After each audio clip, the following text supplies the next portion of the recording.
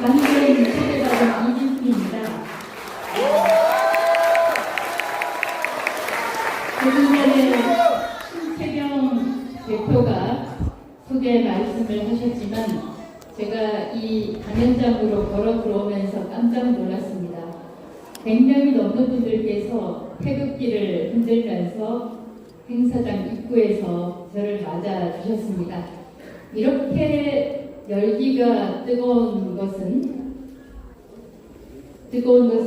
제가 전혀 기대를 하지 못했고, 사실 지난주 토요일에 창원에서 강연을 한번 했었습니다.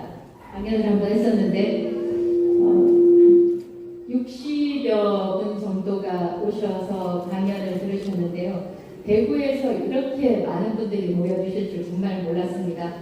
아마 여러분들께서 이렇게 자리를 채워주신 것은 대한민국의 위기 상황에 대한 절박한 그 마음을 함께 하셔서 오신 것이 아닐까, 그런 생각을 해봤습니다.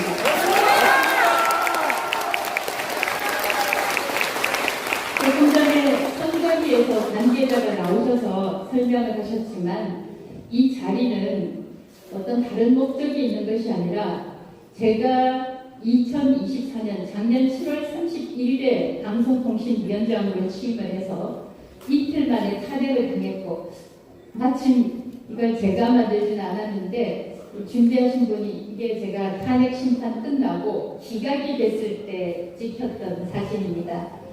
아마 작년 올해 들어서 가장 기분 좋았던 때가 저 때가 아닐까 싶은데, 실제로는 탄핵을 당할 이유도 없었고 마땅히 제가 해야 될 일을 했었는데 제 업무가 180일 가까이 중지가 됐었습니다. 그때 사진을 저렇게 올렸네요. 그러면 제가 강연을 시작을 해보도록 하겠는데, 여러분들께서 화면 보시기 쉽게 이 옆에서 좀 진행을 하도록 하겠습니다. 원래는 제가 이 제목을 방송사법이 아니라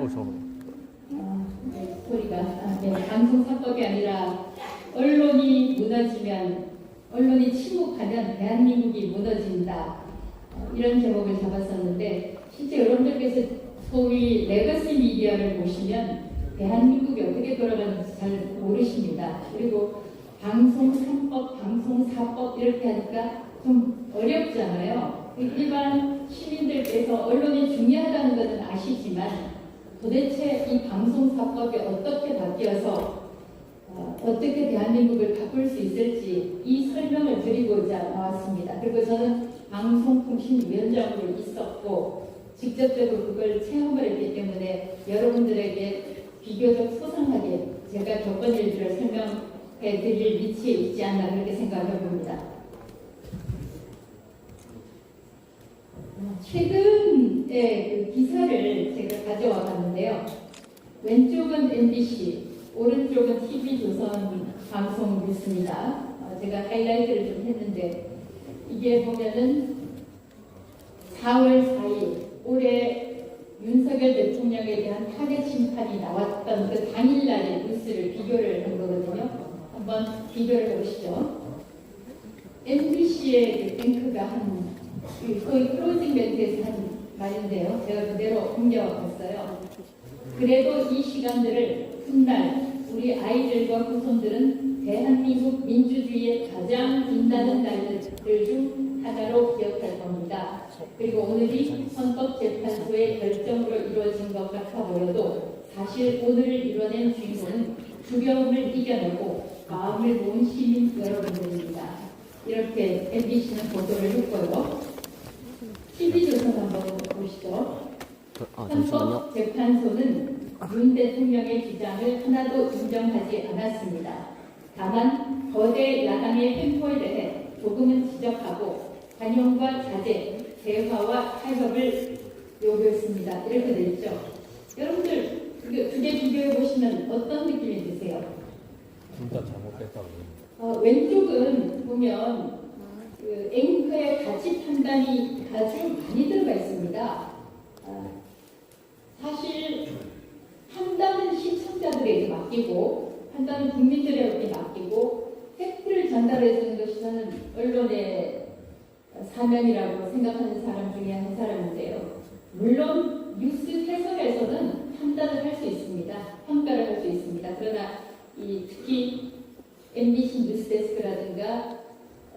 TV조선의 뉴스9의 경우에는 사실상은 팩트를 중심으로 전달하는 것이 정도라고 저는 보는데요. 이 MBC 기사를 보면 대한민국 민주주의의 가장 빛나는 날들이라고 해서 탄핵이 잘 된 결정이다 이렇게 같이 판단을 하잖아요.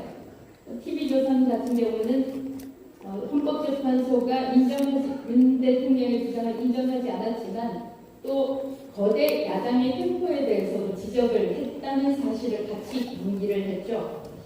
근데 제가 이제 이 부분에서 저는 제가 직접 겪었기 때문에 여러분들께 말씀을 드릴 수가 있는데요. 저 뒤에 계신 분들 잘 들리세요? 저의 경우에 아까 말씀을 드렸는데 2024년 7월 31일에 제가 취임을 했습니다. 아까 신세령 대표도 인사 소개 말씀에서 그런 얘기를 하셨지만 김민석 총리는 이틀 동안 인사청문회를 했어요. 저는 인사청문회 사를 했습니다.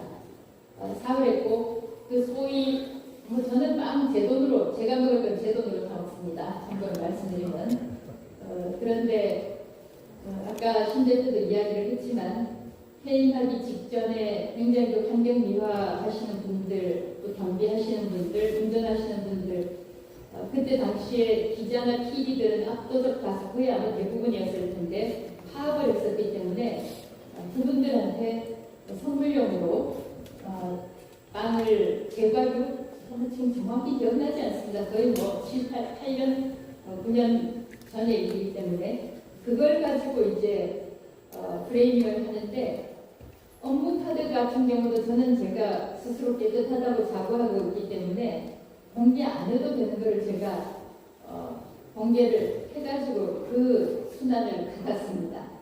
그런데 김 총리의 경우에는 거의 자료를 공개를 하지 않았죠. 저는 또 자발적으로 공개를 한 거 가지고 문제를 삼았습니다. 근데 이 탄핵의 경우에 보면은 이제 약간 이야기를 좀 진전시켜서 제가 다녀보니까 직무전지를 제가 173일, 그러니까 2024년 8월 2일에 탄핵이 돼서 직무 복귀한 게 2025년 1월 23일입니다. 관례상 이게 법으로 정해져 있는 것은 아니지만 관례상 탄핵은 6개월 안에 탄핵 심판이 끝나는 게 관례입니다. 6개월이면 180일이잖아요. 638. 근데 178일인가 거의 6개월 다 채우고 직무 복귀를 했죠. 자, 그러면 윤석열 대통령이 제 기억에 29번째 탄핵된 케이스고 법 입법부에서 29번째 탄핵 소추가 된 케이스고 그게 헌법재판소에서 탄핵이 인용이 됐죠. 그 외에도 28건의 탄핵이 있었는데 이상민 행안부 장관, 나중에는 박성재 법무부 장관 이런 장관들은 물론이거니와 심지어는 헌법기관이라고 할 수 있는 감사원까지 탄핵, 감사원장, 최재해 감사원장까지 탄핵을 시켰습니다. 그리고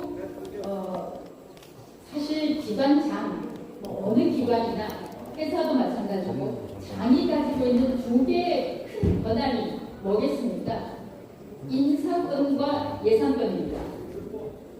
그러니까 부처에서 저의 경우에도 방송통신위원장으로서 제가 방송통신위원회에 대한 인사권을 제가 가지고 있었겠죠. 지금 뭐 과거 일이 됐습니다만. 그리고 물론 예산은 정부 부처에 대한 예산은 국회에 정부가 편성을 하고 국회 심의를 거쳐서 예산이 확정이 되기는 하지만 어쨌든 예산이 개정이 되면 그 예산을 활용하는 권한도 조직의 기관의 기관장이 가지게 됩니다. 근데 저의 경우에는 일단은 탄핵이 됐으니까 직무에서 배제가 됐는데 아까 말씀을 드렸지만 윤석열 대통령의 경우에는 행안부 장관 탄핵시켜, 감사원장 탄핵시켜, 방송통신위원장 탄핵시켜 이게 무슨 뜻이냐면은 대통령의 인사권을 무력화시킨 겁니다. 그리고 저도 이제 당해봤는데 제가 14개월 근무를 했지만 정작 제대로 근무한 건 4개월밖에 안 되거든요.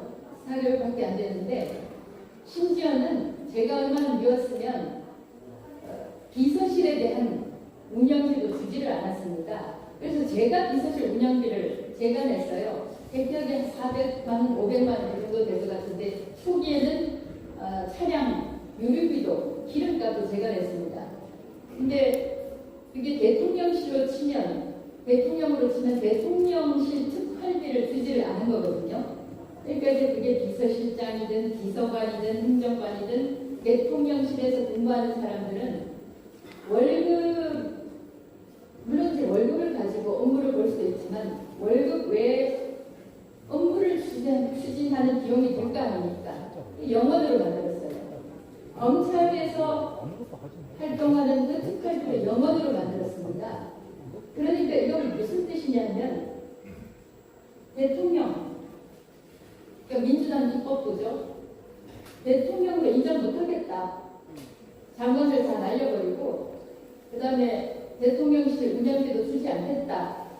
인사권과 예산 권한을 무력화시켰다고 할 수 있습니다.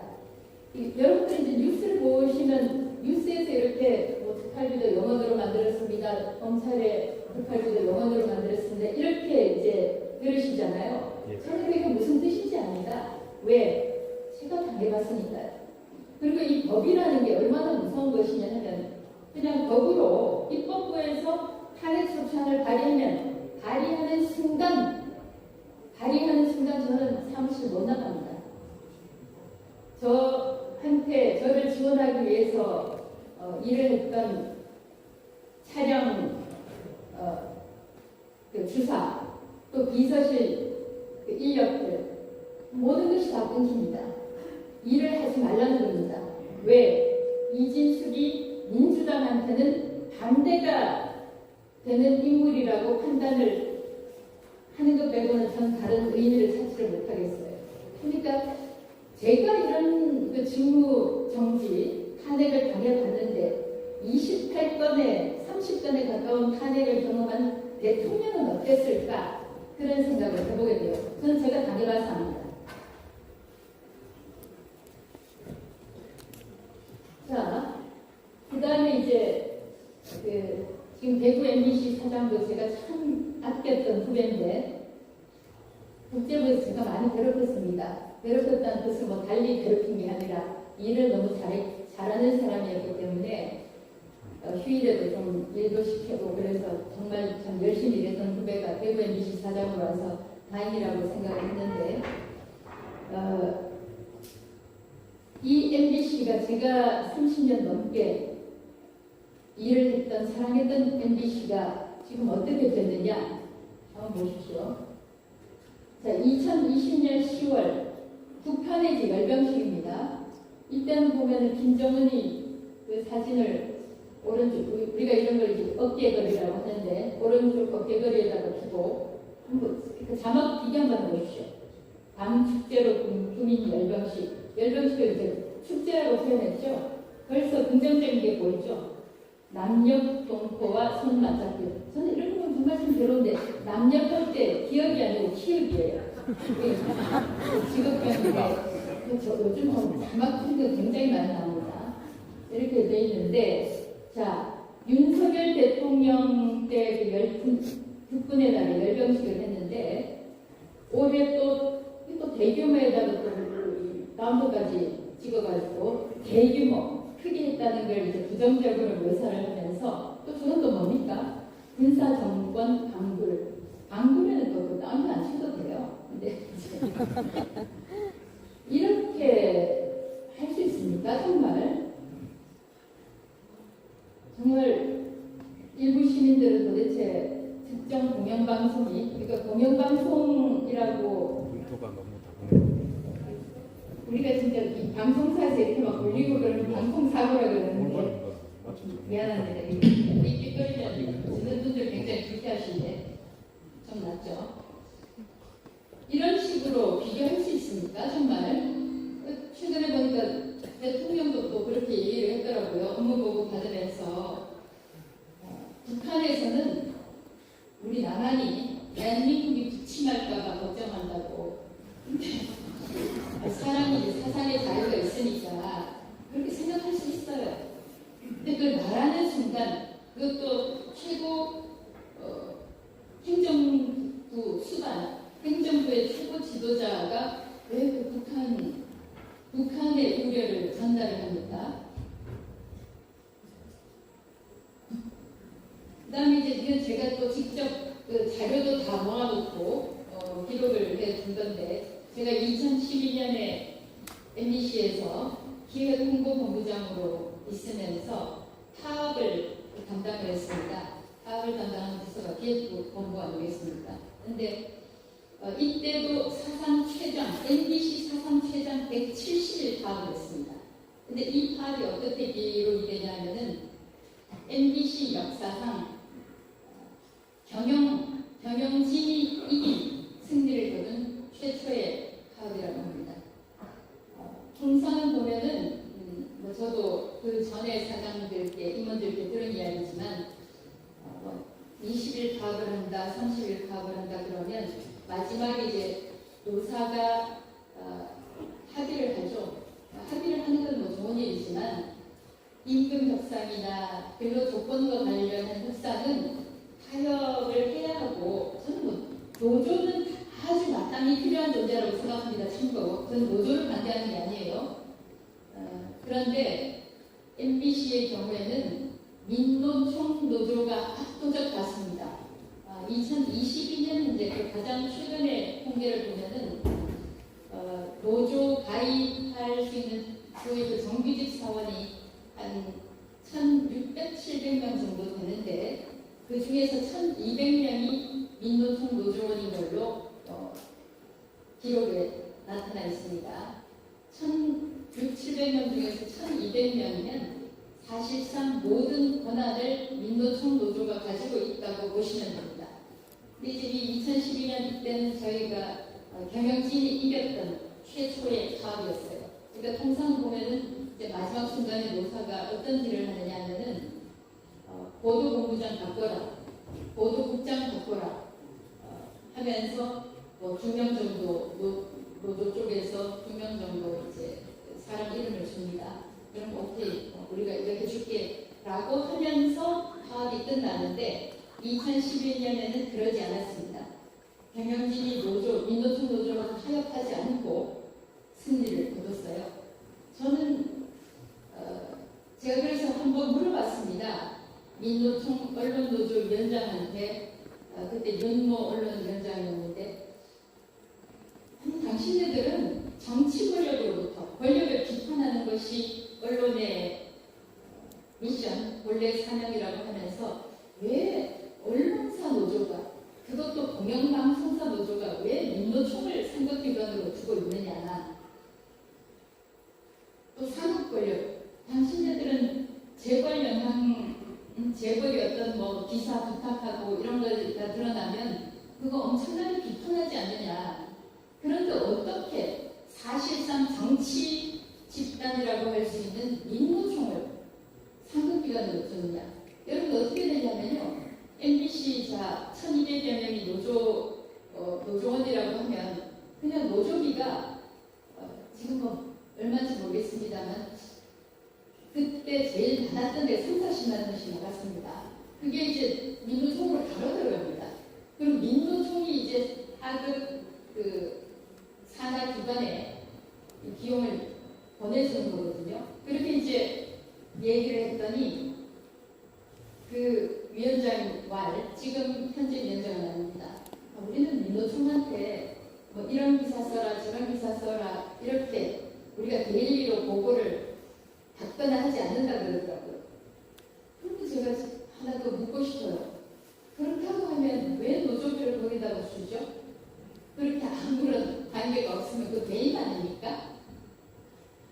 그렇게 묻고 싶어요. 그리고 만약에 다른 어떤 특정 기업이라든가 다른 조직이 이런 일이 있었다라고 하면 저는 그 기관이 파괴됐을 거라고 생각하는데, 민노총의 경우는 여러분 가장 최근에 석오시라고 하는 사람이 15년형 대법원에서 확정 판결 받지 않았습니까? 간첩행위로. 그리고 그 조직국장 등 나머지 2명도 간첩 혐의로 재판이 진행 중이고, 또 보면 드러나는 것이 김정은한테 충성서약을 하는 편지도 보낸 것이 드러났습니다. 여러분들 인터넷에 들어가면 다 나와 있어요. 그런 민노총한테, 물론 이제 이렇게 얘기를 하겠죠. 그걸 주둔하는 사람들, 그거는 일부 민노총 조직원들의 일탈이다라고 하겠지만, 웬만한 조직에 그런 일이 있었다라고 하면 그 조직 파괴될 겁니다. 그리고 민노총은 그 강령에서 노동자의 정치 세력화를 그냥 딱 눈에 보이게 적어놓고 있어요. 그럼 그 노동자의 정치 세력화할 때 정치 세력화는 어떤 정치 세력이겠습니까? 그런데 그 정치 세력을 주장하는 그 민노총을 상급 기관으로 두고 거기다가 노조비를 갖다 주고 있어요. 제가 이렇게 저는 그 기회 있을 때마다 이런 이야기를 합니다. 그런데 이런 것에는 답변을 하지는 않아요. 그냥 뭐 요즘 시친말로 저도 좀 요즘은 대통령도 깽판 이런 소리 쓰는데 저도 좀 그런 용어 한번 써볼게요. 그러니까 요즘 대통령 하는 거 들으면은 참 어떤 말이 언론인들이 써야 되는 말인가 의심을 하게 되는데, 깽판이라는 말도 쓰고 그런데 시친말로 제가 이렇게 지적을 해도 그 언론사들에서 쌩까더라고요. 저도 비슷하게 한번 써봤습니다. 그래서 이때 이제 보면 2012년에 이 글을 썼던 사람이 나중에 보도본부장이 됩니다. 이때는 차정 땐가 편기자 땐가, 그런데 지금은 X로 바뀐 트위터에 이런 글을 씁니다. 박모 기자죠. DJ 생존을, 그리고 요 시점이 3월 27일이잖아요. 4월 11일인가 13일에 총선이 있습니다. 총선 한 2주 전에 기자가 이런 글을 올려요. 그 통진당. DJ 생존을 가정하고 그의 메시지를 수정하는 상상에 빠지다. 언론 자유 등 민주주의, 한반도 평화와 남북 병국, 서민 생활과 민생 경제를 타탄시키며 봅시다. 이명박 정권의 집권 당인 새누리당에게 단 한 표도 주지 맙시다. 만약에 제가 오늘 이 자리에서 이런 식으로 얘기했으면 이 선관위에서 오시면 당장 문제 생길 거예요. 그냥 뭐 그런 얘기가 하지도 않겠지만, 기자가 저는 그 참 수치스러운 행동이라고 생각해요.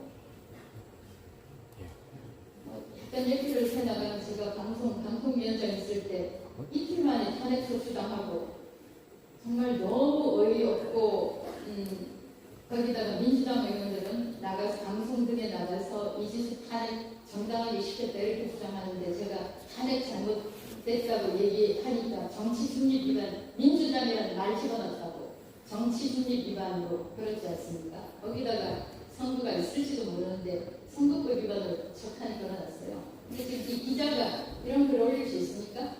또 노 대통령 생존을, 노무현 대통령이죠. 생존을 가정하고 그의 메시지를 주장하는 상상에 빠지다. 이렇게 하고 이제 진정한 사람 사는 세상을 여러분의 소중한 투표로 만들어 갑시다. 이거 누구 찍으라는 얘기입니까? 민주당 찍으라는 얘기잖아요. 기자가.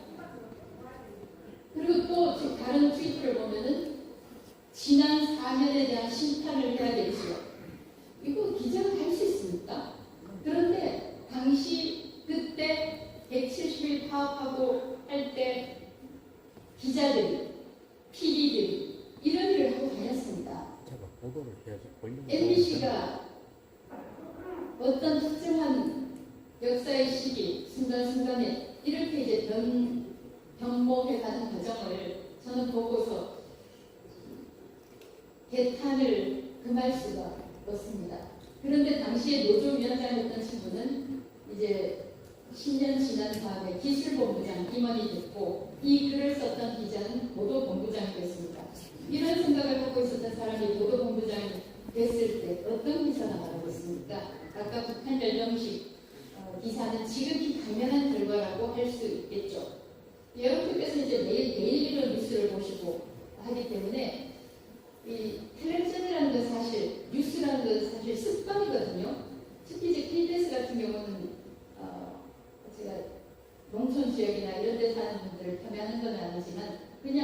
무턱적으로 틀어놓고, 특히 KBS 원 같은 경우는 광고가 없기 때문에 8시 30분에 드라마 끝나고 나면 바로 이어서 정성을 다하는 이렇게 하면서 바로 뉴스를 이어지기 때문에 뉴스 시청률이 높다고 그러죠.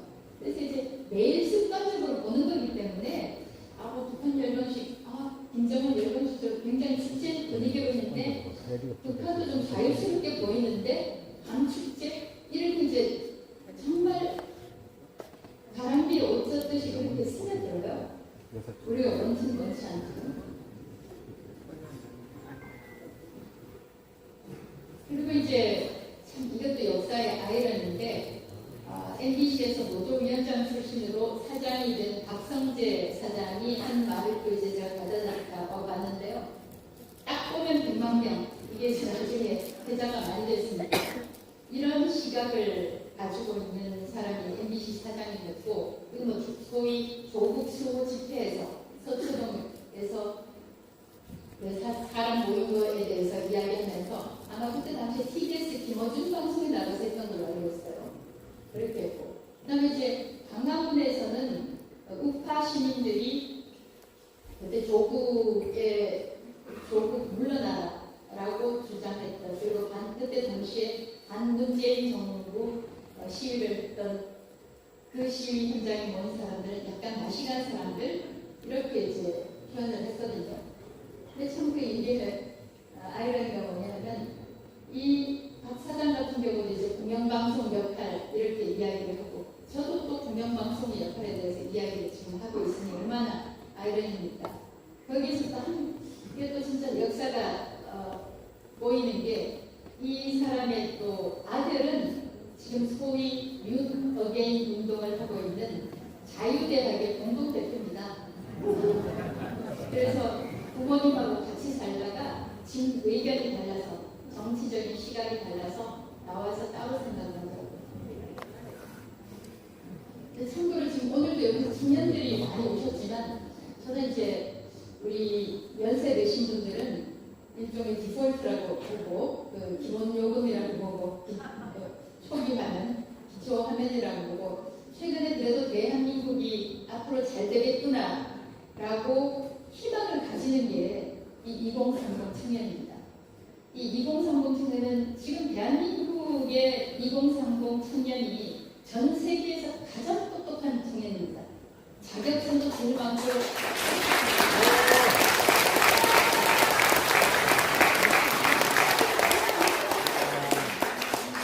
청년 여러분들한테 경의를 표하면서 이 청년들은 아까 제가 얘기했다시피 그냥 MBC 뉴스 보고, KBS 뉴스 보고, JTBC 뉴스 보고 그대로 듣는 대로 저렇구나 받아들이지 않습니다. 어떤 주장이 있으면 자기네들이 인터넷에서 또 신문에서 도서관에서 찾아보고 이게 맞나 맞지 않나, 맞나 틀렸나 직접 검증을 해보거든요. 그러니까 그 사람들이 2030 잘 속지 않아요. 누구를 속입니까? 그래서 저는 대한민국의 미래가 2030 청년에게 있다, 이렇게 생각합니다. 여기 보면 MBC 이제 언론노조 구조를 보면은 상당히 흔히 군대식으로 돼 있다고요. 교재식이고 딱 들어가면 바로 1년 선배한테 많이 배우게 되는데, 그래서 1년 선배가 바로 위에 선배가 제일 무섭다던데 그냥 시킨 대로 하거든요. 그래서 보면은 좌파 정권이 노조 간부에 훈장을 줬다라고 하는데, 지금 사진 위에 왼쪽에 보면은 노무현 봉하마을에 가서 추모하는 최문순 사장, 그 다음에 박성재 사장, 최승호 사장, 세 사람 다 노조 위원장 출신입니다. 민노총 언론노조 위원장 출신이에요. 이게 이해가 안 된다는 겁니다. 그냥 언론사 노조를 하면 되는데 민노총 산하 언론 노조라는 게 이해가 안 된다는 거죠. 최승호 사장 문재인 대통령하고 만나고 있고요. 손잡고 있고요. 그리고 2012년 당시 170일 파업을 할 때 파업 현장을 찾았던 정치인들 몇몇을 좀 소개를 해드릴게요. 신경님, 이 땅의 언론 자유가 얼마나 절박하고 그것이 또 멀지 않은 순간에 올 거라는 걸 느끼게 해주는 반, 그리고 또 기자 출신이니까 말을 근사하게 하시네요. 노회찬, 이렇게 되어 있죠. 정부를 비판한다고 방송을 받고, 최근에 보니까 김현정 씨라고 CBS 아침 라디오 뉴스를 진행하던 친구가 바뀌었어요.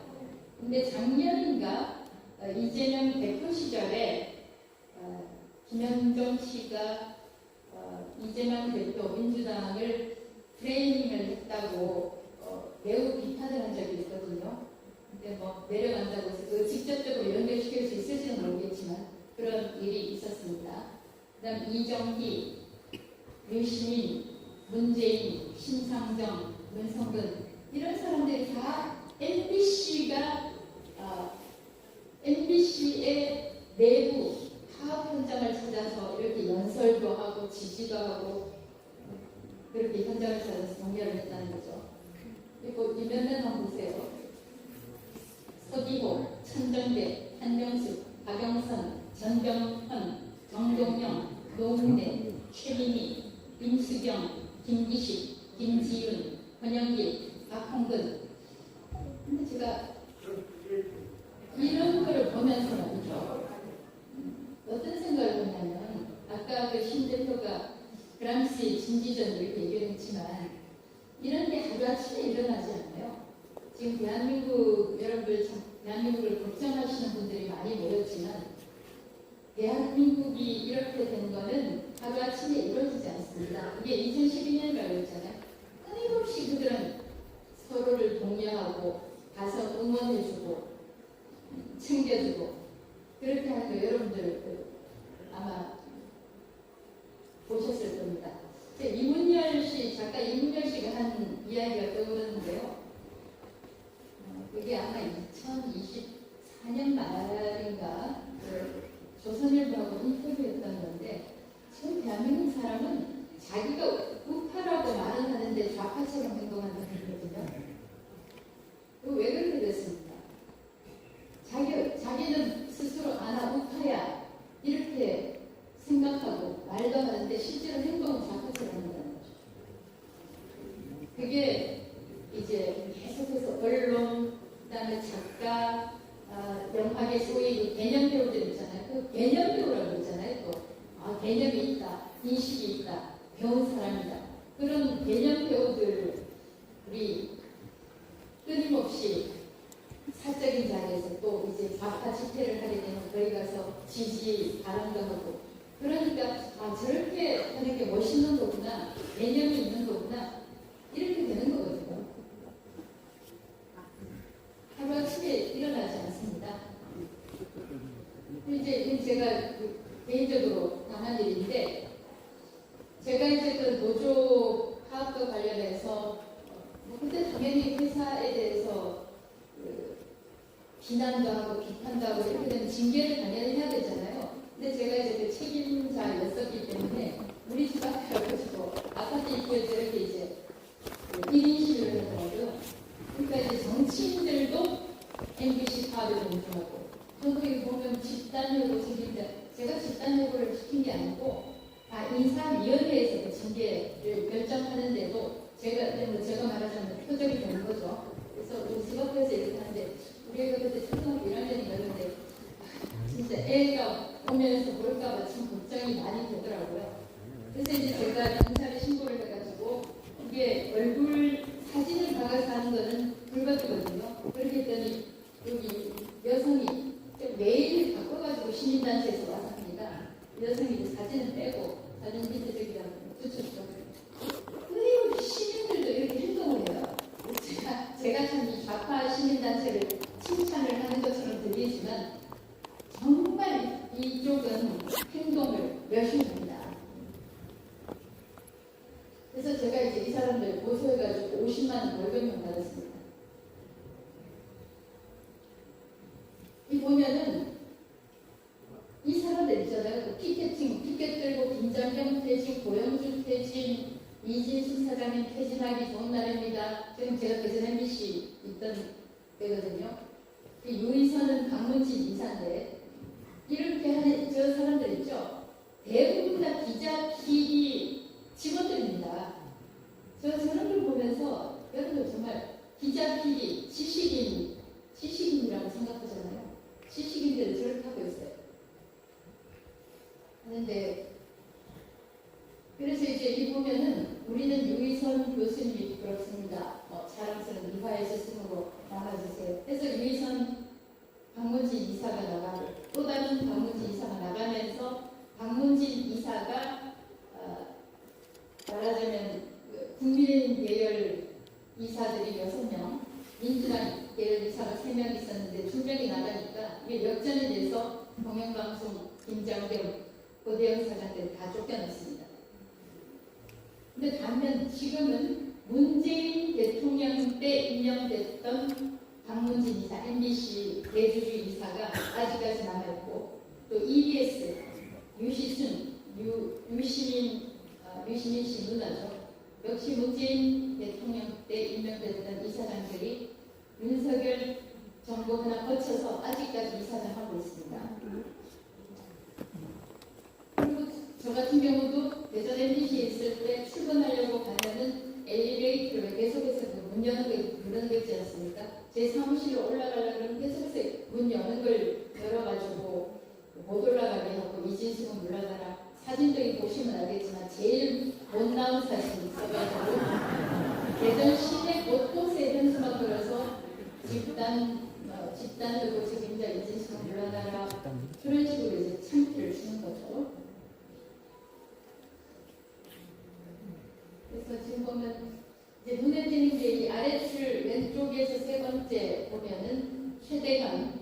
최대현 지금 캐넨 마이크에서 진행을 맡고 있는 최대현 부장이 아까 얘기를 드린 대로 MBC에서는 민노총이 압도적 다수이기 때문에 이렇게 안 하면 정말 생존을 할 수가 없어요. 그렇게 해서 최대현 부장 같은 경우도 저기 활동을 또 하다가 결국은 나와서 공영노조, 비민노총 노조 위원장까지 뗐던 걸로 알고 있습니다. 이 보면 이제 좌파 사장 때는 파업을 거의 하지 않고 우파 사장 때는 어떻든지 사장 물러나라 하면서 하는 히스토리를 제가 적어봤는데요. 좌파 대통령이 있으면 이제 좌파 사장 물러나라, 우파 사장 물러나라고 파업을 하기도 하죠.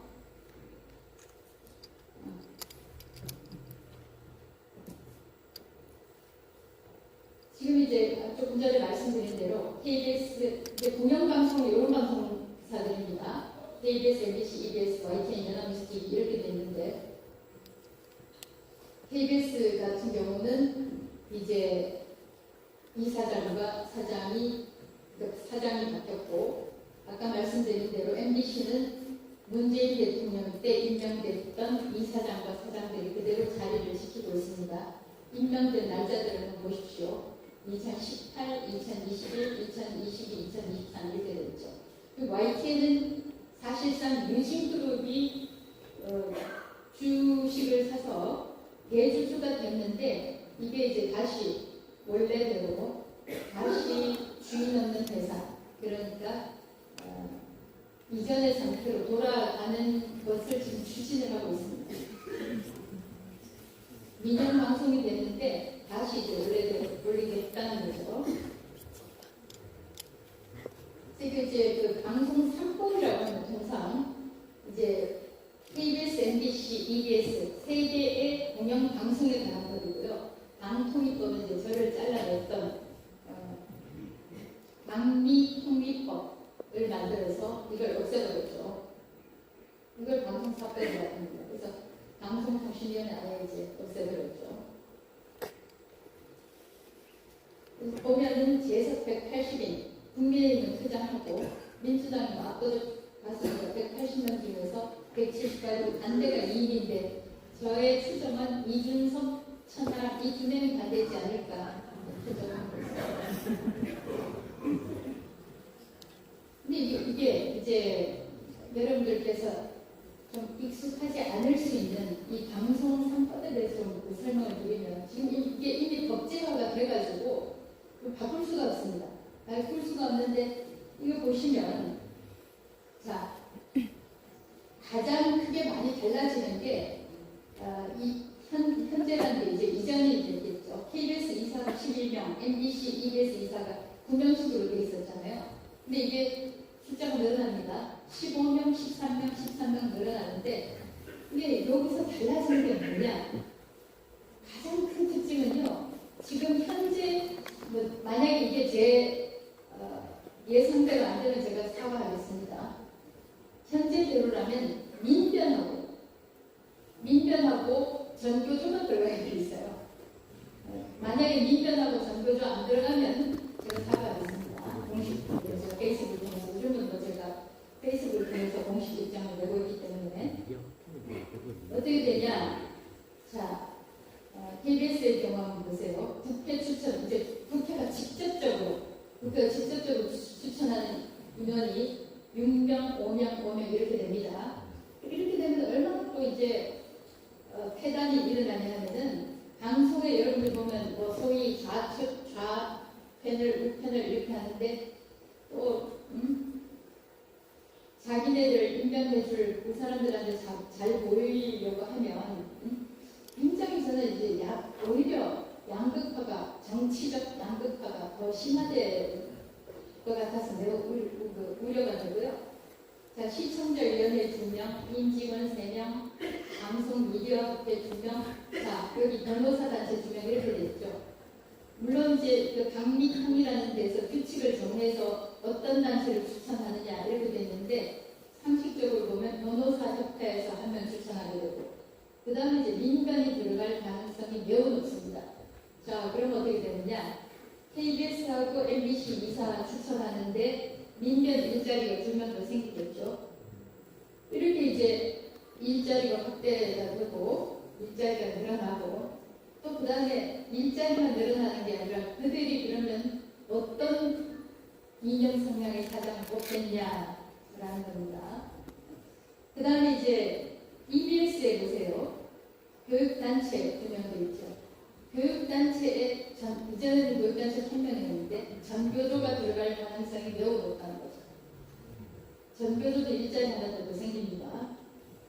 이렇게 이제 된다는 거예요. 그리고 이제 보면 방송 미디어협회 2명, 뭐 방송이니까 저렇게 되면 당연한 거 아니야? 진짜 저는 아주 큰 착각이라고 보는 게 공영방송 이사회라는 게 뭘 하느냐? 공영방송의 경영에 대해서 관리 감독을 하게 되거든요. 경영 전문가들을 만들어가겠어요. 경영 학회도 외웠어요. 그 다음에 방송사에서 지금 뭐 소위 그 K문화, K컬처가 많이 있잖아요. 문화단체는 왜 안 들어가 있냐 이거죠. 그러니까 아주 인위적이고 자의적이고 이런 법이 만들어졌다 이겁니다.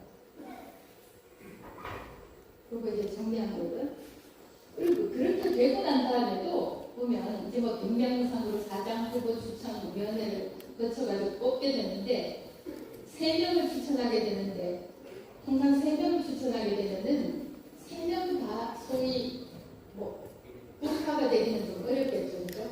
그럼 이제 그 중에서 2명은 우파, 1명은 좌파 이렇게 되면 아까 말씀드린 그 구성상 어떤 사장이 사장으로 선임될 수 있겠나 여러분들이 좀 추정을 해보실 수가, 짐작을 해보실 수가 있을 겁니다. 그래서 이제 국민의힘 쪽에서는 계속해서 이거는 민노총 계열, 좌파 계열 사장을 뽑을 수 있도록 법제화한 것이다. 이렇게 이제 반대를 많이 했죠. 반대는 뭡니까? 반대도 아무 소용없습니다. 압도적 다수가 193대 107 아무 힘을 못 쓰고 있어요.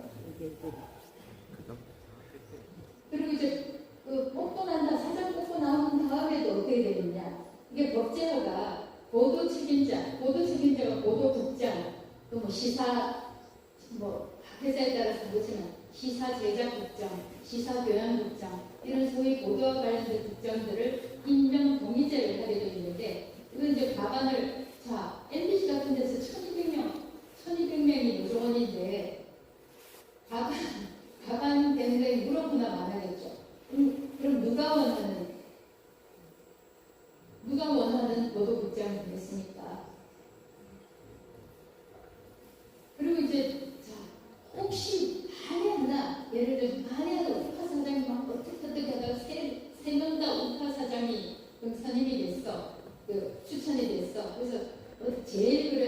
덜 국한 사람이 사장이 됐어. 그래도 이제 뭐가 남아있냐. 정말 이 민주당은 정말 치밀한 사람들입니다.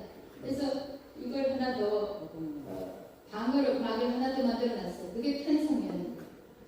편성위원회는 누구는 혹자는 인민위원회 비유를 하기도 하던데 편성위원회가 어떤 걸 하냐면은 편성위원회, 편성은 영어로 프로그래밍이라고 합니다. 참고로 프로그램과 관련한 모든 권한을 가지고 있다고 보시면 됩니다. 진행자, 형식, 그리고 프로그래밍, 이런 프로그램이 돼, 안 돼, 너, 빼, 그런 권한을 가지고 있는 게 편성위원회인데, 편성위원회는 어떻게 구성하느냐, 노사동수라고 하면 또 노조 이렇게 할까봐 사측 5명, 종사자 5명, 이렇게 구성하게 되거든요. 그럼 MBC 같은 데는 종사자가 어떤 종사자가 나오겠습니까? 물어보나 안 하죠. 물어보나 안 하죠. 자, 아까 그 설명드린 거고요. 그리고 이제 아까 그 언론학회, 미디어학회에서 2명 추천하게, 이사를 2명 추천하게 되어 있는데, 이런 그 성격을 보면은 전부 다 보면 약간 우파 성향의 사장 물러나라 하고서 성명서를 발표한 전력이 있는 단체들입니다. 자, 편성위원회 이런 걸 할 수 있어요. 보세요. 편성위원회가 아까 말씀드린 대로 방송사, 회사 측이 추천하는 5명, 종사자들 또 노조원이라고 생각하시면 크게 틀리지 않습니다. 5명, 총 10인으로 구성이 되고 그 다음에 보면 방송사의 편성 관련 중요 의사결정에 실질적 영향력을 행사한다. 그러니까 사장 뽑는 거기도 아까 제가 민변 들어간다고 그랬죠. 그 다음 전교조 들어간다고 그랬죠. 그렇게 해서 뽑아놨는데 또다시 한 번 더 댄스를 만들어가지고 이렇게 제가 생각하기에는 소위 민노총 계열 프로그램을 만들 수 있도록 이런 제도로 만들어놨다는 거죠. 근데 이제 제도적 의의와 장점, 이걸 이제 그 사람들 어떻게 주장하느냐. 방송사 경영진의 편성권 남용을 견제하고 제작 자율성과 공정방송을 보장하는 취지로 도입되었습니다. 여러분 어떻게 생각하세요? 거짓말이요. 정리한 겁니다.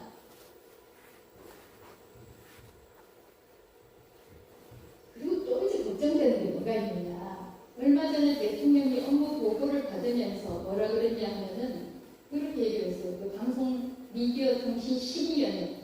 미디어통신 심의위원회가 뭐냐면은 인터넷이나 그 방송과 관련해서 정말 편파적이거나 어떤 특정 그룹의 지명에 편파적인 그런 보도가 있을 경우에 그걸 심의하는 게 있거든요. 거기 좀 신고를 받아가지고 합니다. 이게 지금도 이제 민간 독립기구예요. 근데 대통령이 뭐라 그러냐면 종편들 보니까 유튜브 같이 그렇게 보일 정도로 굉장히 편향적이던데 이거 어디 좀 통제해야 되는 거 아닙니까? 그러니까 이제 방송미디어통신위원회 관계자가 그건 통신심의위원회에서 심의를 하게 돼 있습니다. 그러니까 심의위원회는 그 법적으로 통제 못 받는다는 거예요.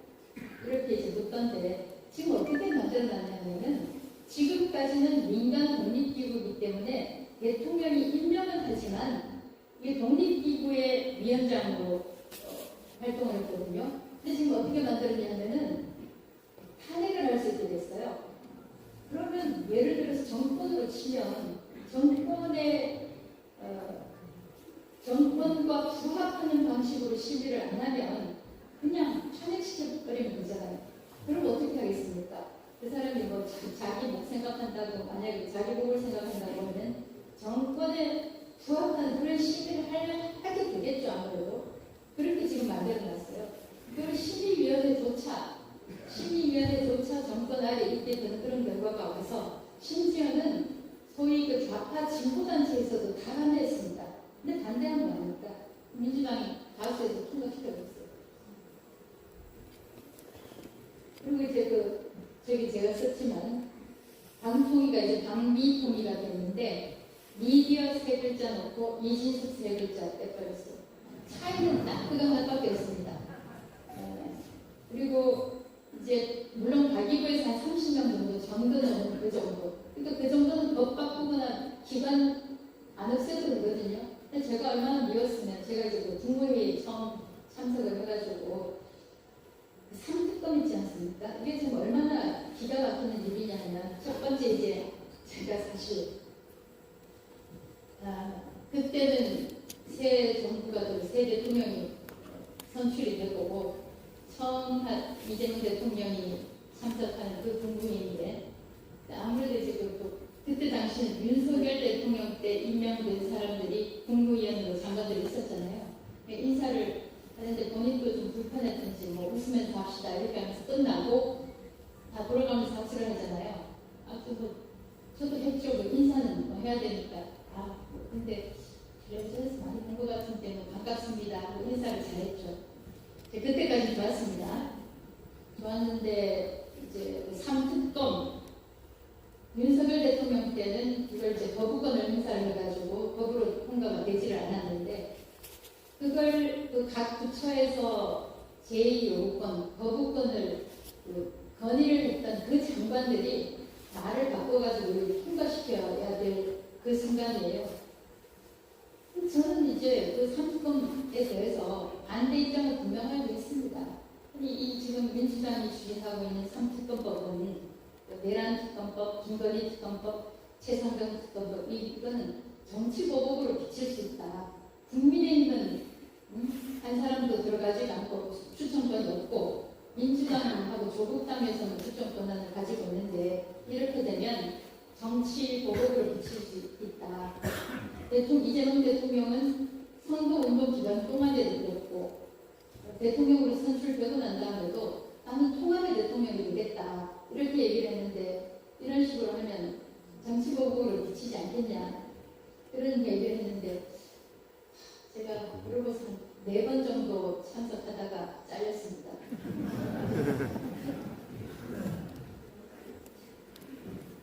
그래서 이제 방미통일 같은 경우도 상임위원 5명에서 이제 상임 이상이 돼가지고 7명으로 늘어나게 되고요. 이렇게 되어 있습니다. 이제 뭐 새로 엊그제 김종철 새 방미통일 위원장이 이제 취임을 했잖아요. 했는데 이 양반이 보니까 이제 통진당 해산을 반대를 했고 정당을 쉽게 이렇게 해산을 해서 되겠느냐 자유민주주의 국가에서 이렇게 이제 반대를 하더니 지금 민주당이 국민의힘 정당 해산하겠다고 하는데 그런 데 대해서는 뭐 자유민주주의에서 이렇게 정당 해산해서는 안 된다 이렇게 얘기 안 하더라고요. 저는 이제 인사청문회 할 때도 이 모양으로 들어갔습니다. 진짜 안경 쓴 친구가 언론노조 위원장 됐거든요. 그러니까 뭐 이진숙 물러나라 뭐 어쩌면서 제가 이제 국회 병위에 의해가지고 보호를 받으면서 들어가는 거고요. 왜 이렇게 하느냐? 저 친구들은 제가 아까 2012년에 사진 보여드렸죠. 저는 이제 민노총으로서는 저는 정말 탄핵 대상 1호기 때문에 그렇습니다. 이진숙은 뭐라도 하면 안 돼요. 어떤 중요한 자리에 가서도 안 됩니다. 그래서 지금 저렇게 보호를 받으면서 들어가고 있는데 방통위 그때 당시에 담당 국장이 저한테 그러더라고요. 엘리베이터에서 지금 민노총에서 노조에서 시위하고 있는데 좀 어디 딴 데서 대기하다가 들어갈까 그래서 당신 진짜 몰라서 그러는구나. 얘네들 절대 안 합니다. 그냥 갑시다. 그래가지고 들어갔어요. 취임 전부터 이렇게 됐죠. 그 다음 이틀째 탄핵소추안 발의했죠. 감사원, 공직자윤리위원회, 유성경찰서, 영등포경찰서, 경찰, 공수처 지금 엄청나게 많이 걸렸습니다. 제가. 예, 탄핵 플러스. 그래서 이제 탄핵 때 그러더라고요. 그 다음에 국회의원 안에서 아니 일도 안 하고 탄핵 기간 동안에 월급 다 받았지 않냐. 그래서 제가 아니 제가 원해서 제가 원해서 지금 직무 안 하고 있으니까 그리고 이제 하려고 그러면 법률비가 들겠죠. 그래서 뭐 일도 안 하고 월급 받는다 말도 안 되는 겁니다. 그래서 그 방송 3법이 현실화가 됐습니다. 이건 이제 그 공영노조에서 만든 팜플렛인데 제가 이제 나왔어요. 그래서 땡병 뉴스 시대도에 공영방송 민노총 이중대 전락하고 지배구조가 복잡해져서 책임 소재가 불분명하다. 아까 말씀드렸잖아요. 국회에서는 6명, MBC, EBS 5명, 방송 미디어단체 2명, 변호사단체 2명, 그다음 시청자위원회 2명, 그다음에 구성원 2명 이런 식으로 해가지고 책임 소재 하여튼 희한하게 만들어놨습니다.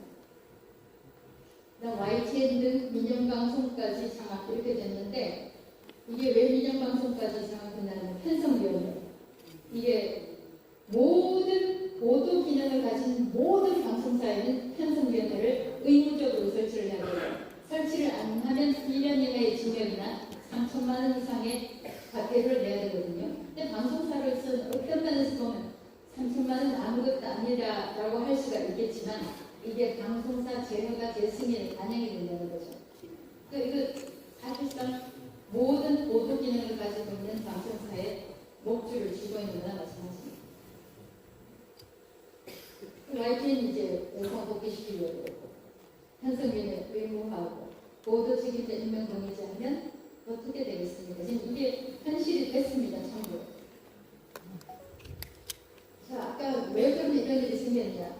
참 선거 얘기가 많은데 그 선거 얘기는 안 하고 지금 국민의힘 민주당 공약법 13대 7 또는 8 이준석 의원 같은 경우는 뭐대로 왔다 갔다 여기에 껴주고 저기에 껴주고 하기 때문에 이렇게 되니까 안 돼요. 역부족이에요. 지금 이렇게 됐습니다. 아까 민노총 참여할 때 시민단체 이때 더 무게로 힘을 실게 됐고 제가 사람들이 많이 물어보는데 진짜 어떤 언론사 사장이 저한테 그러더라고요. 선배 만약에 제가 그렇게 수갑하고 끌려갔더라도 또 비서관 더 쓸게요. 좀 팔려가지고 이렇게 될 것 같은데 선배는 어떻게 이렇게 할 생각을 했냐고 그러더라고요. 제가 잘못한 게 없는데 내가 왜 쪽팔리냐.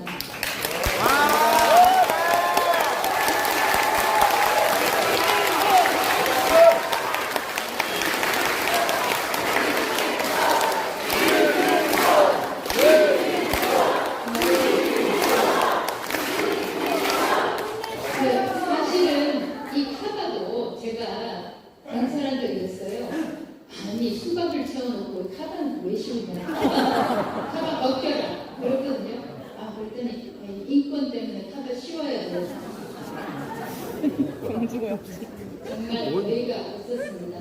그리고 이제 이게 제가 정치 중립하고 선거법 위반 그 혐의로 영등포 경찰서 만들고 가는데 제가 아까 훨씬 간 것도 제가 보여드렸잖아요. 근데 저는 오직 이 탄핵의 부당성을 알리고 그 얘기하는 게 뭐냐면 민주당과 좌파는 우리가 상상할 수 있는 모든 것을 한다.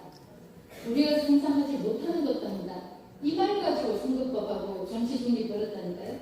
근데 제가 왜 그렇게 얘기하냐면 민주당이라는 글자만 들어가면 이게 선거법 정치 중립 위반이라고 그러더라고요. 아니 그러면 민주당이 실제로 잘못한 거 있어도 비판하지 말라는 거네? 민주당이 성역이냐? 제가 그랬거든요. 근데 그 말이 맞는 게 뭐냐? 저는 그때 뭐 선거고 정치 중립이고 그건 전혀 염두에 없고 어떻게 이틀 만에 탄핵 소추를 발의하느냐.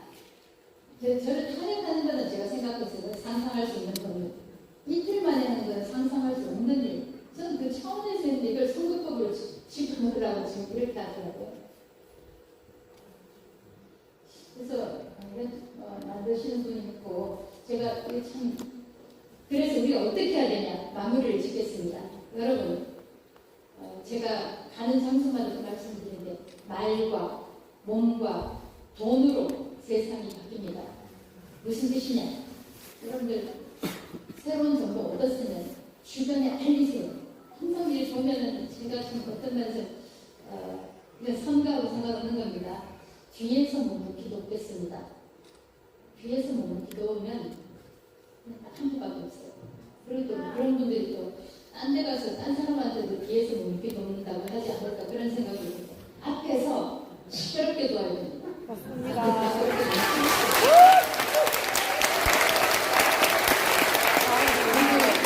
항상 보면은 그냥 사석에서 밥 먹으면서는 이래 뭐 세상 이래서는 안 된다, 대한민국 그렇게 하면 민주주의 공화국 된다 이렇게 얘기하면서 언론사에서 나와서 한 말씀 해주시죠. 그럼 저 못해요 하고 입 딱 닫아버리거든요.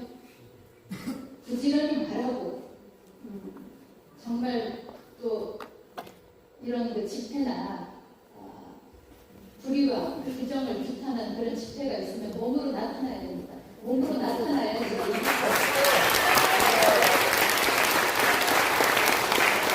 열명보다는 만명이 여러분 무슨 말이었는지 아시잖아요. 그러니까 몸으로 나타나시고 또 만약 여러분들이 생업 때문에 힘드시다고 하면 그게 10,000원이든 5,000원이든 여러분 뭐 그거 커피 한 잔 있잖아요. 뭐 저도 그렇게 하는 데가 있습니다. 그런 거를 이제 제가 어떤 단체 운영하시는 분한테 들어보니까 이런 말씀을 하시더라고요. 일시적으로 100만 원 보내주시는 분보다 10,000원짜리로 꾸준히 보내주시는 분이 훨씬 더 고맙다고 그 말씀을 하더라고요. 그래서 공부를 했습니다.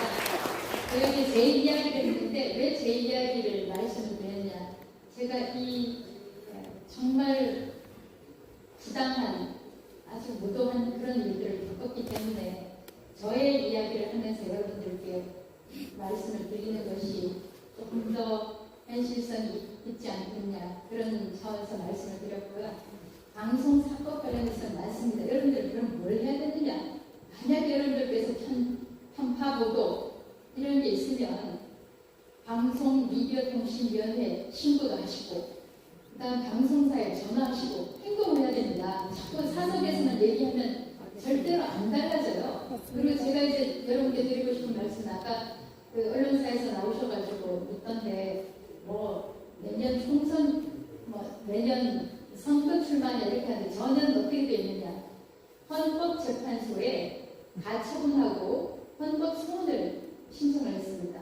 근데 헌법재판소가 국민의 헌법적 권리를 지켜주는 마지막 보루라고 하는데 아직까지 가처분을 안 해요. 가처분 심판을 안 합니다. 여러분들께서 이것이 부당하다고 생각하면 요즘 게시판들 많잖아요. 여러분 저에 대한 것뿐만 아니라 다른 데서도 부패, 부정, 편파보도 이런 거 있으면 정말 전화도 하시고 게시판에 글 날리시고 그 다음에 저도 이제 페이스북 하지만 페이스북에 여러분들 부지런히 여러분들 말을 하시고 글을 쓰시고 그렇게 해야지만 세상이 달라집니다. 가만히 있으면 세상 절대로 안 달라집니다.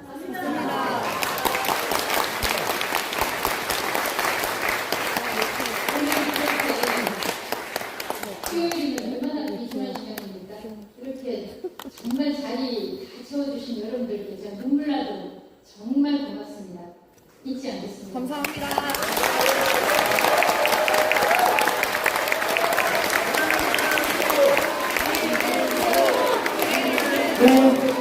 이진석 위원장님의 깊이 있고 진정성 있는 단어를 잘 들었습니다. 오늘 우리는 뉴스의 제목이나 단편적인 논쟁을 넘어서 대한민국 자유민주주의의 현 주소와 우리가 반드시 고민해야 할 질문들을 정면으로 마주하는 시간을 가졌습니다. 열정적인 강연을 전해주신 이진숙 위원장님께 다시 한번 큰 박수 부탁드립니다.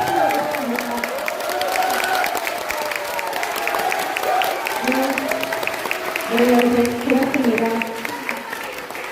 많은 분들이 오셨는데요. 질의응답 시간 잠시 가져보도록 하겠습니다. 혹시 질문하실 분 있으시면 손 들어주시면은 제가 네, 몇 분 계신데요. 일단 여기 앞쪽에 아까부터 앉아서 좀 기다리고 계시는 분이 계셔서 청년분께 한번 마이크 넘겨보도록 하겠습니다. 네, 안녕하십니까. 저는 이제 대구에서 행진과 집회를 주최하고 있는 청년단체 TKYC 장성익이라고 합니다. 다른 거는 아니고 저희가 이제 윤석열 대통령을 지지하는 애국 시민들의 목소리는 거의 언론에 비춰지지 않고 있습니다. 이런 침묵되는 다수의 목소리가 제도권 안으로 들어가기 위해서는 청년들은 무엇을 해야 한다고 보십니까? 청년들은 어떤 것을 해야 하고 무엇을 해야 하는지. 그 부분에 있어서 제가 그렇잖아도 아까 강연 때도 말씀을 드렸지만 청년이 희망이라고 그 말씀을 드렸는데 마지막 결론 부분에 있어서 말씀드린 거하고 크게 다르지 않습니다. 청년 여러분들은 제가 그 서울에서도 목격을 많이 하는데 연세 드신 분들은 광화문을 중심으로 해서 집회를 하시는데 이제 스탠딩이 아니라 시팅이네요. 한 자리에서 약간은 어떤 면에서 정적으로 하신다고 하면 청년들은 행진을 하더라고요. 그래서 그게 역시 청년들이 이런 면에서도 다르구나 그런 생각을 했는데 한 자리에서 집회를 하게 되면 지나가는 사람들은 이제 보겠지만 그쪽을 지나가지 않은 사람들은 또 못 보잖아요. 근데 청년들은 자기네들이 정말 번개처럼 여기 동에서 번쩍 서에서 번쩍 하면서 행진을 하더라고요. 저는 지금 그렇게 하시면 청년들의 목소리가 더 커질 수 있다고 분명히 확신을 하고요. 지금 제가 이제 얘기를 하다가 또 중요한 키워드가 그 목소리거든요. 지금 이제 그 질문 주신 분도 실제로는 우리는 목소리를 내는데 왜 우리의 목소리가 들리지 않냐 이렇게 말씀을 하시는데 그 관련해서도 제가 말씀드린 대로 말하고 또 몸으로 집회를 하고 그렇게 하면은 저는 우리가 생각하는 것보다 훨씬 더 빨리 여러분들이 원하는 그날이 올 거라고 생각합니다. 네, 감사합니다. 네, 한번 질의 일단 시간 조금 더 가져보도록 하겠습니다. 혹시 질문 있으신 네, 여기 앞쪽에 계신 분께 마이크 잠깐 넘겨보도록 하겠습니다. 제가 보여서 문단시간 드릴게요. 네, 안녕하십니까. 저도 TKYC 부대표 강용이라고 합니다. 지금 청년 입장으로서 보수 진영의 메시지는 항상 극단과 비판으로 표현되고 있는데 이 프레임의 불균형을 바로잡기 위해 제도권에서 할 수 있는 역할은 무엇이라고 보십니까? 제도권이라면 이제 정당이나 레거시 미디어가 될 수가 있겠죠. 근데 정당은 아까 제가 말씀드린 대로 아주 그 수에 있어서 열쇠를 가지고 있기 때문에 결국 이제 여러분들께서 제도권에서 못하는 부분을 여러분들이 채워야 된다고 생각합니다. 제가 또 이제 선관위에서 나오신 분이 계셔가지고 제가 참 더 조심해야 되는데 이렇게 여러분들께서 질문하는 내용들만 보더라도 이 기성 제도권이 청년들이 원하는 것을 채워주지 못하고 있구나 그런 생각을 하게 되거든요. 앞으로는 제가 원컨대 청년들의 목소리가 더 많이 반영될 수 있도록 제도권이 좀 귀를 기울였으면 좋겠습니다. 귀를 기울이게 하기 위해서는 여러분들이 말도 하고 몸으로도 보여주고 또 기부금도 내고 그렇게 해야 되지 않나 싶습니다. 같은 말씀 드릴 수밖에 없네요. 네, 아까 혹시 어떤 분이셨을까요? 네, 질문해 주세요. 네, 감사합니다. 네, 잘 들립니다. 네, 말하는 감사합니다. 우선 대구의 고향이신 이준석 위원장이 여기에 오셔서 좋은 방향에 주셔서 감사드리고 여기에 있는 모든 애국 동지 여러분들 감사합니다. 제가 질문을 드리고 싶은 부분은 두 가지인데요. 하나는 건의사항이고 하나는 우리 위원장이 어떻게 생각하시는지 하는 부분을 여쭤보고 싶습니다. 첫 번째는 우리가 미디어에서 우리 위원장님에 관련한 소식이라든가 생각이라든가 활동하는 걸 많이 보고 있는데 방송 관련한 부분 외에 오늘 방송 사고를 하는데 저는 방송사 사자가 이 네 가지 사자가 아니고 죽을 사자가 아닌가 하는 생각을 하는 것 같습니다. 방송 관련한 부분이 아니고 우리 지역에 연구를 주신 대구 주신 여전사 우리 이 위원장님께서는 우리 지역 경제를 활성화할 수 있는 부분이 혹시 어떤 부분이 있을까 한번 여쭤보고 싶습니다. 그리고 또 한 가지는 제가 드리고 싶은 부분은 좋은 활동, 엘가시 활동을 많이 하시는 부분인데 글이 너무 장문이시고 하는데요. 좀 자세하게 줄여주시면 하는 남은 말씀과 더불어 요즘 젊은들이 더 많이 좋아하는 부분은 그 쇼컷 영상, 유튜브를 이용해서 쇼컷 영상을 많이 개발을 하고 또 이렇게 많이 이제 공유하고 하는 부분인데 그런 의향을 진짜 한번 여쭤보고 싶습니다. 부탁드립니다. 제 페이스북에 보니까 지금 질문 주신 분하고 같은 의견을 남기신 분이 있는데 혹시 그분이신지 모르겠어요. 글이 너무 길다. 좀 잘라라. 이렇게 말씀하시는데 그 짧은 거하고 긴 거하고 섞어서 쓰고 있는데요. 지금 참 좋은 질문을 하셨어요. 제가 이제 강연도 다니고 이야기를 하다가 보면은 저는 제가 직접 겪기도 하고 언론 방송 쪽에 종사를 하기 때문에 다 아는 이야기인데 너무나도 다른 분들은 많이 모르시더라고요. 그래서 글을 쓰는 김에 때로는 이제 반복이 많이 됩니다. 반복이 많이 돼도 그 글을 또 처음 보는 분도 있기 때문에 가급적이면 좀 소상히 쓰자 그렇게 해서 쓸 때도 있고 때로는 반복도 있어요. 참고해서 짧게 쓰겠습니다. 그리고 지역 경제와 관련한 질문을 주셨는데 대구에 계신 많은 분들이 신경을 쓰실 거라고 생각하고요. 정치인들도 많으시니까.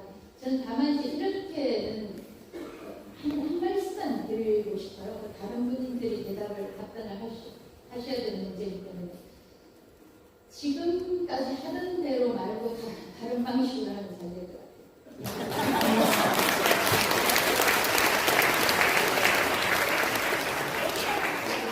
네.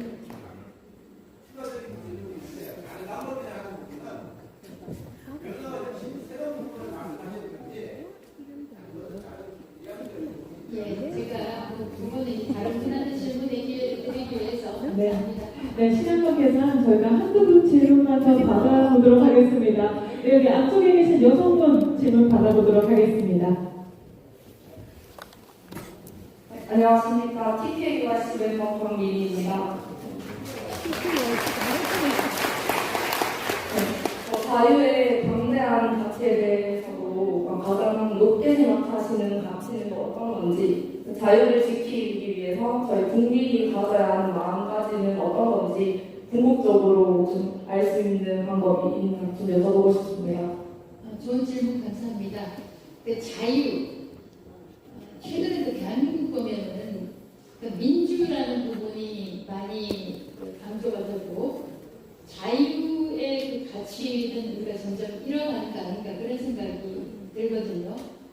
사실상 물론 자유, 민주 다 중요한 이념이죠. 근데 자유가 없는 민주주의는 이미 민주주의 아닙니까?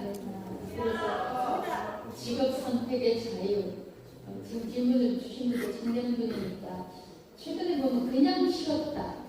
15세에서 29세까지의 연령대가 43만 명 되더라고요. 그냥 쉬었다는 것은 한마디로 이제 물론 이제 원인은 여러 가지입니다. 내가 원하는 일자리가 없다는 것도 있지만 어떻든 한편에서 조금 생각을 비판적으로 생각을 하면 또 그냥 쉬어도 견딜 수 있어서 그런 거 아닌가? 예를 들면 쿠폰 주고 민생 쿠폰 주고 청년 지원금 주고 그렇게 해서 되는 거 아닌가 싶은데 그런 것들이 사실상 배급의 일종이잖아요. 근데 실제로 보면 20에서 30세까지가 매우 중요한 시기인데 그때 이제 일자리를 구해서 아까 제가 도제식 이야기를 했지만 그때 그 선배들 밑에서 일도 배우고 자기의 전문성을 가장 밑바닥에서부터 닦아야 될 그 시기인데 그때 물론 이제 청년 자립 지원도 아주 중요하다고 보지만 어떻게 이 대한민국이라는 나라에서 그냥 쉬었다는 인구가 역사상 최고를 찍고 이게 맞나 그런 생각을 하게 되거든요. 그래서 저는 특히 이제 청년 여러분들께서 주는 거가 주는 것도 아니고 우리가 내 세금이니까 거기에 이제 그 빨대 꽂고 빨대를 꽂아주는 거를 저는 고마워해서는 안 된다고 생각하거든요. 여러분들이 그 직업 선택을 해서 자기의 전문성을 익히고 정부에서 일자리를 만들어줘야 되는 거지. 만들어줘서 그냥 쉬었다는 인구가 가장 좀 줄어들어야지 그게 잘된 정부, 능력 있는 정부 아니겠습니까?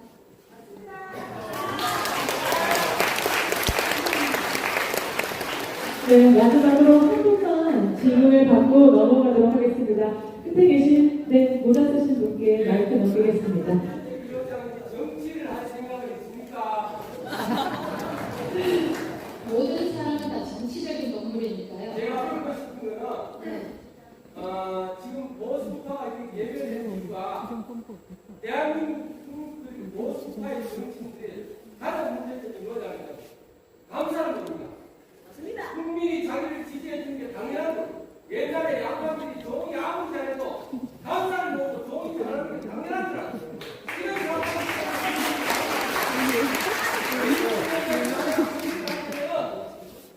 감사하는 마음.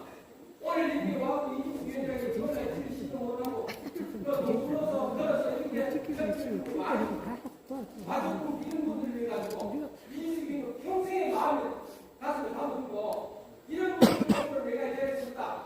그 감사한 마음을 계속 가지고 정치를 하셔야 됩니다. 아시겠죠? 오늘 정치 이야기하는 시간은 아니지만요.